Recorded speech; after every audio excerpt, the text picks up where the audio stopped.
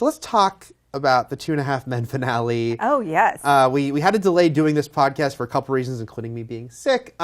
So sorry, this is, we're talking about this like a week after the fact. And my perpetual laziness. And your perpetual laziness, as Dino has established. He had an email I didn't include this time, but he had a follow-up about that. Dino did? A friendly follow-up about that, yeah. Oh, hi, Dino. Yeah. But it's been an interesting week because we're not going to mention on this podcast in depth the Agent Carter season finale, but more importantly, Parks and Rec series finale, because we've done separate videos, which you can find on IGN, where we discuss those in full. But you've got Parks and Rec ending, a 7-year run, this acclaimed show, which was low-rated, but very acclaimed, beloved show. And then you had 2.5 Men ending, which at its height was a juggernaut. There was a time when it was one of the highest-rated shows on TV. I mean, it still ended doing better than most other network TV comedies, even though it was obviously not what it once was. But this was a juggernaut of a show. 12 years? I had to confess that a decent amount of the time that I spent watching the finale was trying to calculate how much money the stars made on it. Oh, yeah. Yeah, I was like, what did Cryer walk away with? I mean, whatever he walked away with, bully for Ducky. Oh, yeah. You know what I mean? Absolutely. I'm so happy for him. I always remember, here's a tangent, but John Cryer before 2.5 Men had the show killer label because he'd had several sitcoms that only lasted a few episodes. And I remember when 2.5 Men went on, he was on Kevin and Bean, which is a local LA radio show, promoting it. And he was like friends with the show. And that was the joke, was he'd been on to promote all of his failed shows. Yeah. And they made a bet. They're like, because they were like giving him a hard time, like, oh, we're glad to see you, great guy. This show's gonna fail. Yeah. And he's like, no, this one's not. He's like, I have a feeling. Like, no. And they made a bet that I believe was if it was still on the air by Christmas, he got to come out at the K-Rock Acoustic Christmas, which is a huge concert, and like intro a band, and he won the bet because 2.5 Men was still on. What band? And, I mean, again, 12 years ago. The fact that I remember this at all. Fail, Eric. Yeah. But yeah, 12 years. So good for John Cryer. What a bizarre finale. Now, and again, we should say this, neither of us were fans of 2.5 Men. Nope. Not at all. But, watch the finale. It was a TV event. I had curiosity, even if I wasn't kind of doing it for my job. I was like, I want to kind of see this. It was so weird that it basically turned into an hour of let's crap on Charlie Sheen. It was so weird. Yeah.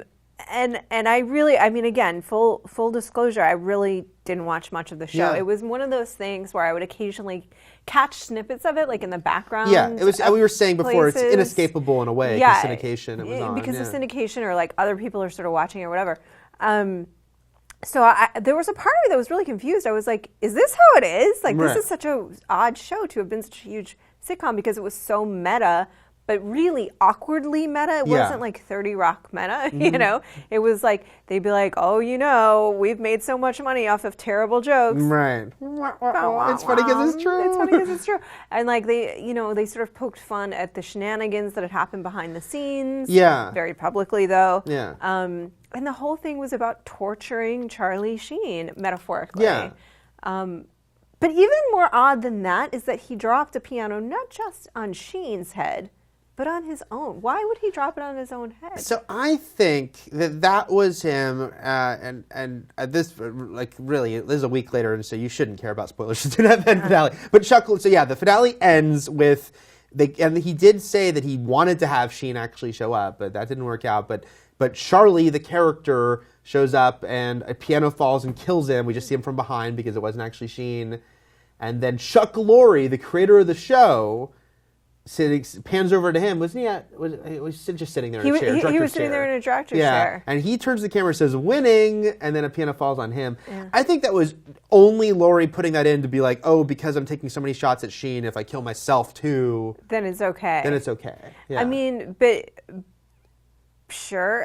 But like in his imagined world, he'd been in a Buffalo Bill pit for years, suffering and being, I assume, kind of raped. There by was a little bit wife, of implication. Melanie Linsky doing the best with bad material. Yes. She had a recurring role for years on that show, and she's great. I love her. I love her.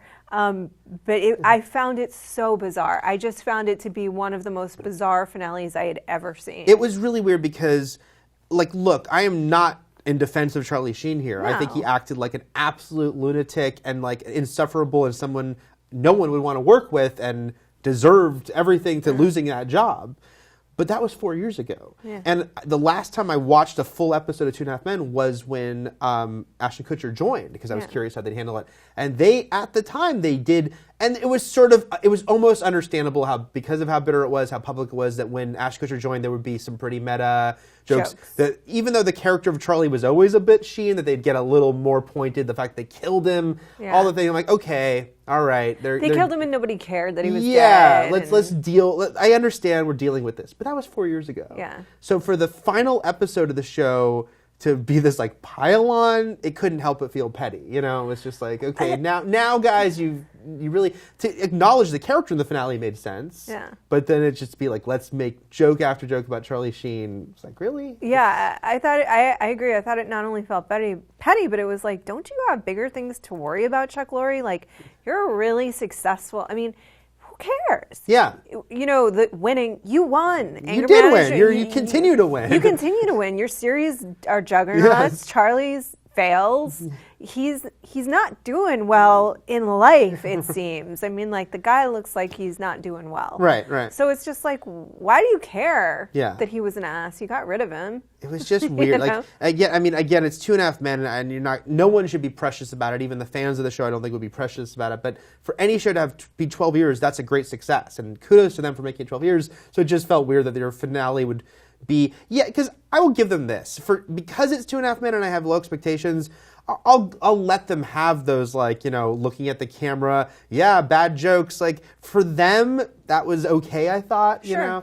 But yeah, just the joke after joke about Sheen, and to end the show like that, it was so strange. And then it was like the other big recurring sort of joke was how badly Ashton Kutcher didn't want to be on this show anymore. Right. Which I was like, since everything else is so meta, is this also true? Yeah. You know, which is like, you are making so much money. Yeah. Like, why do you care? Look, guys, everyone got rich on the deal. Everybody got Charlie rich Sheen on the might have deal. blown the money, but he got rich too. You know what I mean? You got to show up to work for maybe 6 hours out of the day and go home to Mila Kunis. You're winning, Ashton. Yes. You're winning.